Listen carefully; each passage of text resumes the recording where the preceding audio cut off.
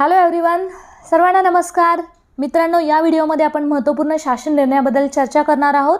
कारण सध्या पवित्र पोर्टल शिक्षक भरती चालू आहे. पवित्र पोर्टलद्वारे महाराष्ट्र शासनाने 2017, 2022, 2023 मध्ये भरती सुरू केली आणि हा जो निर्णय आहे तो कुठे डावलल्याचा आपल्याला दिसतोय. कारण जेव्हा शिक्षण सेवक ही योजना 2000 मध्ये चालू करण्यात आली, सप्टेंबर 13, 2000 पासून ही योजना सुरू करण्यात आली आणि सर्व प्राथमिक, माध्यमिक आणि उच्च माध्यमिकसाठी कंपल्सरी करण्यात आली.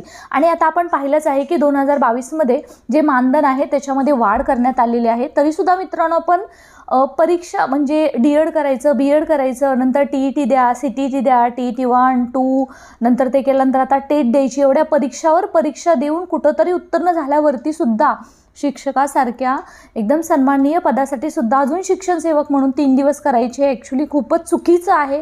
त्या संदर्भात आवाज उठवला जातोय. येणाऱ्या काळामध्ये ती योजना बंद करण्यासाठी बऱ्याच संघटनासुद्धा काम करतात आहे. परंतु जो शासन निर्णय झालेला आहे तो सर्वांपर्यंत पोहोचणं महत्त्वाचं आहे. अशी विचारणा होते की शिक्षण सेवक म्हणून मी इथे काम करत आहे आणि आता माझी पवित्र पोर्टल थ्रू प्राथमिकवरती, झेडपीवरती नियुक्ती झालेली आहे, तर मग मी काय करावं?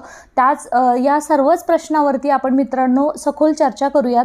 प्रथमतः आपण शासन निर्णय पाहूयात आणि जर तुम्ही शिक्षण सेवक म्हणून काम केलेलं असेल आणि सध्या तुमचे अजून शिक्षण सेवक म्हणून नियुक्ती झालेली असेल तर तुम्ही काय करायला हवं जेणेकरून तुमचं डायरेक्ट शिक्षकपदी नियुक्ती होईल. त्याचबरोबर अजून एक सर्वात महत्त्वाची गोष्ट आहे की जरी तुमचं शिक्षण 2017च्या पवित्र पोर्टल भरतीप्रमाणे शिक्षण सेवक तुम्ही करून सुद्धा शिक्षण सेवक म्हणून नियुक्ती केली असेल तर तुम्हाला तो वेतनातला फरकसुद्धा मिळू शकतो. त्याच्याकडे सुद्धा तुम्ही लक्ष देणं गरजेचं आहे आणि तुम्हाला डायरेक्ट वेतनसुद्धा मिळू शकतं. या सर्वच गोष्टीवरती चर्चा करण्यासाठी मित्रांनो हा महत्त्वपूर्ण व्हिडिओ आहे. सो सर्वांना जे शिक्षक आहेत त्यांना शेअर करा, कारण सर्वांकडे हा व्हिडिओ असणं तितकंच गरजेचं आहे. चला तर मित्रांनो सुरुवात करूया. हा जो GR आहे त्याच्यामध्ये सांगितलेलं आहे की नियमित शिक्षक पदावरील शिक्षकांची अन्यत्र नियुक्ती झाल्यास शिक्षण सेवक योजना लागू न करण्याबाबत. तर आपण याची प्रस्तावना पाहतोय.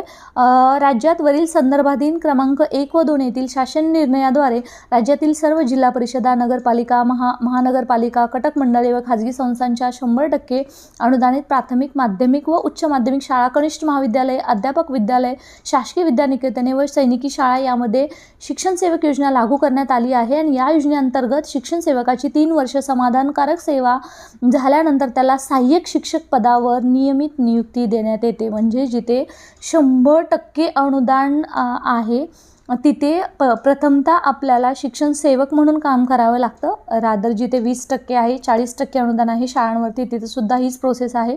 आणि मग 3 वर्ष समाधानकारक शिक्षण सेवक म्हणून कंप्लीट केल्यावरती आपली सहाय्यक शिक्षक म्हणजे असिस्टंट शिक्षक म्हणून नियुक्ती होते. त्याचबरोबर आता हा निर्णय घेण्याचं का ठरवलं शासनाने त्याच्याबद्दल प्राथमिक, माध्यमिक व उच्च माध्यमिक शाळा, कनिष्ठ महाविद्यालय, अध्यापक विद्यालय, शासकीय विद्यानिकेतने यामध्ये नियुक्ती करताना थोडक्यात असं सांगितलेलं आहे की यांना नियुक्ती देताना त्यांना शिक्षण सेवक म्हणून न देता डायरेक्ट सहाय्यक शिक्षण म्हणून नियुक्ती देण्यात यावी अशी मागणी लोकप्रतिनिधी असतील, पॉलिटिशियन्स असतील, तशा वेगवेगळ्या शिक्षकांकडून, संघटनांकडून सतत होत आहे आणि त्या संदर्भातच शासनाने हा महत्त्वपूर्ण निर्णय घेतलेला आहे. तर मित्रांनो आपण पाहूया की शासन निर्णय काय आहे. राज्यात प्राथमिक, माध्यमिक व उच्च माध्यमिक शाळा, कनिष्ठ महाविद्यालय, अध्यापक विद्यालय, शासकीय विद्यानिकेतने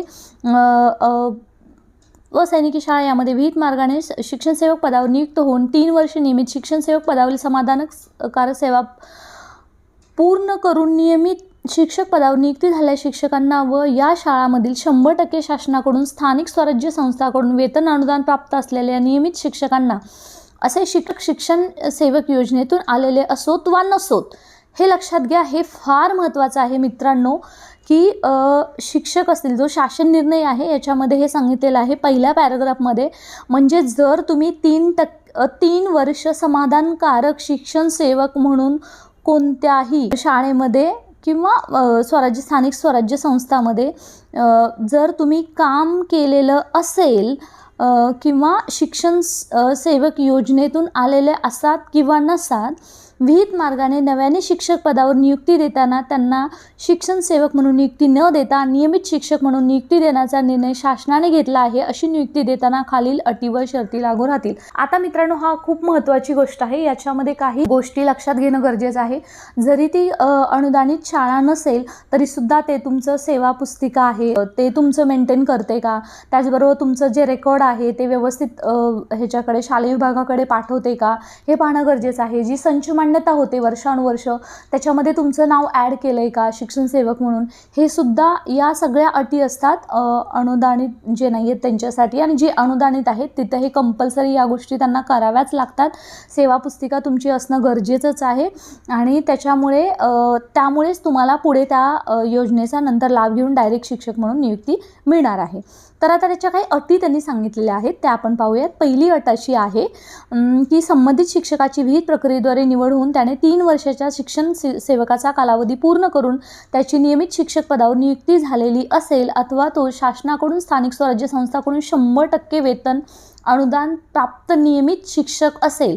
आता हे लक्षात घ्या की ही जी योजना आहे ती फक्त 100% ज्यांना अनुदान आहे, सरकारी अनुदान आहे, अनुदानित शाळा आहेत किंवा स्थानिक स्वराज्य संस्था आहेत त्यांनाच ही लागू असेल। आणि ज्यांना ऑलरेडी जर 100% अनुदान जर प्राप्त होत असेल त्यांनाही होतं। परंतु मित्रांनो, अजून एक याच्यामध्ये अशी गोष्ट आहे की जर तुम्ही अनएडेडमध्ये काम करत असाल, स्थानिक स्वराज्य संस्थेमध्ये काम करत असाल तर मात्र तुम्हाला शिक्षण सेवक कंप्लीट करून डायरेक्ट तुम्ही जर तो पाठीमागची सेवा पुस्तिका जर दाखवली तर तुमचं म्हणजे स्केलमध्ये त्याच्यामध्ये वाढ होते। अशीही काही उदाहरणं आपल्याकडे कोर्ट निर्णयसुद्धा आहेत, ते सुद्धा याच्यामध्ये लागू होतात।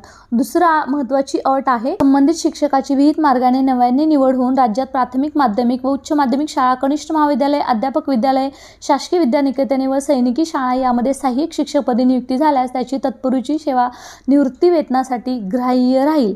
आता म्हणजे निवृत्ती वेतनासाठी म्हणजे कसं असतं, ग्रॅज्युएटी मिळत असते, त्यामुळे त्यांची पहिली जर तुम्ही आता 3 वर्ष शिक्षण सेवक तुम्ही कंप्लीटच केलेलं आहे, त्याचबरोबर तुमची अजून काही तिथं 10-12 वर्ष तुम्ही केलेलं होतं आणि ते तुम्ही सोडून नंतर दुसरीकडे तुम्ही केलेलं आहे, तर तुमची ती जे सिनियर स्केल आहे ते मात्र तुम्हाला ग्रॅज्युएटी मिळताना निवृत्तीच्या वेळेस हे मिळणार आहे। ते सगळी सेवा तुमची इन्क्लूड केली जाणार आहे। तिसरी अट पाहूयात। अशा नियमित शिक्षकांची प्राथमिक शाळेमधून प्राथमिक शाळेमध्ये, माध्यमिक शाळेमधून माध्यमिक शाळेमध्ये, उच्च माध्यमिक शाळा व कनिष्ठ महाविद्यालयातून उच्च माध्यमिक शाळा कनिष्ठ महाविद्यालयामध्ये, अध्यापक विद्यालयातून अध्यापक विद्यालयात, सैनिकी शाळेतून सैनिकी शाळेमध्ये नव्याने नियुक्ती झाल्यास त्यांच्या वेतनात संरक्षण राहील। आणि याच्यामध्ये अजून एक अशी गोष्ट आहे, जर प्राथमिकमधून तर प्राथमिकमध्येच तुमची जर शिक्षण सेवक म्हणून नियुक्ती झाली तर तुमचं जे स्केल प्राथमिकमध्ये होतं, म्हणजे जरी तुम्ही पवित्र पोर्टल थ्रू आलेला असाल आणि पाठीमागे सैनिक शाळेवर तुम्ही 10 वर्ष काम केलेलं आहे, तर तुमचं जे लास्ट स्केल होतं तेच स्केल तुमचं इथं कंटिन्यू होणार आहे, हे लक्षात ठेवणं तुमच्या गरजेचं आहे। अशी महाविद्यालयात वेगळ्या वेतनात संरक्षण राहणार नाही। त्याचबरोबर अजून बघा त्यांनी सांगितलं आहे, अशी नियुक्ती प्राथमिकमधून प्राथमिक, माध्यमातून माध्यमिक अशा समान पदावर झालेली असेल तरच वेतनात संरक्षण मिळेल। मात्र प्राथमिकमधून माध्यमिक, उच्च माध्यमिक, माध्यमिकमधून उच्च माध्यमिक, शाळा कनिष्ठ अशा वेगळ्या पदावर नियुक्ती झाल्या वेतनात संरक्षण देणार नाही। आता लक्षात घ्या, ॲज इट इज स्केल पुढं तुम्हाला केलं जाणार नाही, परंतु शिक्षण सेवक तुमचं इथं रद्द करून तुम्हाला डायरेक्ट शिक्षक म्हणून सहाय्यक शिक्षकपदी नियुक्ती केली जाते। जो तिसरा नियम आहे तो जरा थोडं समजण्याची गरज आहे। म्हणजे जर तुमची प्राथमिकमधून प्राथमिकमध्ये जर निवड झाली पवित्र पोर्टल थ्रू किंवा आता जी काही शिक्षक भरती चालू आहे तर तुमचं as it is scale continue केलं जाईल। परंतु जर तुमची प्राथमिकमधून उच्च माध्यमिकमध्ये तुम्ही गेलात किंवा माध्यमिकमध्ये गेलात तर तिथं फक्त तुमचं शिक्षण सेवक ग्राह्य धरलं जाणार नाही, डायरेक्ट शिक्षणपदी तुमची नियुक्ती केली जाईल, परंतु ते जे वेतन आहे ते कंटिन्युएशनमध्ये नसणार आहे। आणि हा निर्णय या वेबसाईटवरती सुद्धा तुम्हाला पाहायला भेटेल www.maharashtra.gov.in आणि त्याचा हा सांकेतिक क्रमांक आहे, आपण इथं पाहू शकता आणि त्याच्यानुसार तुम्ही हे डाउनलोडसुद्धा करू शकता। मित्रांनो, हेच पाहत असताना आता आपण पाहिलेलं आहे की पवित्र पोर्टल थ्रू जी शिक्षक भरती चालू आहे त्याच्यामध्ये सुद्धा आत्ता सध्या म्हणजे 2017ची जी भरती झाली त्याच्यानंतर सुद्धा हे आपण लेटर पाहतोय की ह्या लेटरचा सुद्धा तुम्ही संदर्भ घेऊ शकता. जर तुमची आता शिक्षक पदी नियुक्ती झालेली असेल, त्याकडे सेवा पुस्तिका आहे, तुम्ही अनुदानितवरती काम केलेलं आहे 3 वर्ष, तर मात्र तुम्ही याचा नक्की फायदा घेऊ शकता. ह्याचा सुद्धा स्क्रीनशॉट काढू शकता किंवा हा सुद्धा शासन निर्णय असेल तो सुद्धा तुम्हाला वेबसाईटवरती मिळून जाईल. तो तुम्ही पहा. हा सुद्धा दिलेला आहे बघा. त्याच्यामध्ये असं दिलेलं आहे की विषय आहे पवित्र प्रणाली अंतर्गत नव्याने रुजू झालेल्या शिक्षकांना शिक्षण सेवकाची शिक्षक पदी रुजू करून घेण्याबाबत. आता प्रथमतः थोडीशी साशंकता होती की पवित्र पोर्टल थ्रू जी शिक्षक भरती होते त्याला हा नियम लागू असेल का? तर मित्रांनो, तो त्याला लागू आहे आणि हा त्याला पुरावा आहे. तर त्या संदर्भात हे पुढच्या पत्रांमध्ये आपण पाहतोय की दिलेलं आहे. मित्रांनो, जेव्हा आता खूप दिवसातून ही भरती होते 5-6 वर्षातून, त्यामुळे सध्या तुम्ही ते एक्सेप्ट करा जे तुम्हाला भेटते, परंतु तुमची ही लढाई संपलेली नाही आहे.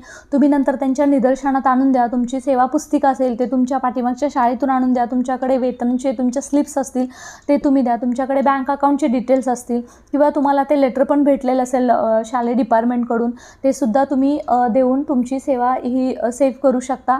आणि या अशा काही जर शाळा जर मान्य करत नसतील, शालेय विभाग मान्य करत नसतील, तर त्याला आपण कोर्टातसुद्धा चॅलेंज करू शकतो. कारण हा शासन निर्णय आहे MEPS ॲक्टनुसार. तर अगदी जर तुम्ही प्रायव्हेट शाळेमध्ये किंवा संस्थामध्ये जर तुम्ही काम केलेलं असेल तर त्याच्यामधली जी सेवा आहे ती ग्राह्य धरली जाते, परंतु सिनियर स्केलसाठी धरली जाते. शिक्षण सेवक म्हणून ती ग्राह्य धरली जात नाही. त्याचासुद्धा तुम्हाला फायदा होणार आहे. आणि हा निर्णय सर्वांना माहीत असावा की असं आहे. कारण आपण काय करतो की आपल्याला वाटतं की ही योजना पवित्र पोर्टलसाठी नाही. भले हा शासन निर्णय जरी जुना असेल तरीसुद्धा या पवित्र पोर्टल शिक्षक भरती जी चालू आहे त्याला हा लागू आहे. आणि जिथे जिथे ज्यांना शक्य आहे त्यांनी या योजनेचा नक्की लाभ घ्या. कारण आपण जर दुर्लक्ष केलं तर म्हणजे त्याचा तोटा आपल्यालाच होणार आहे. आणि आपल्याला जर माहीत आहे तर नक्की आपल्या मित्रांना शेअर करायला विसरू नका. तुमचे काही डाऊट्स असतील तर नक्की ईमेल थ्रू कॉन्टॅक्ट करा. धन्यवाद. Stay connected. टेलिग्राम चॅनलसुद्धा जॉईन करा जेणेकरून तुम्हाला डे टू डेचे अपडेट्स मिळत राहतील.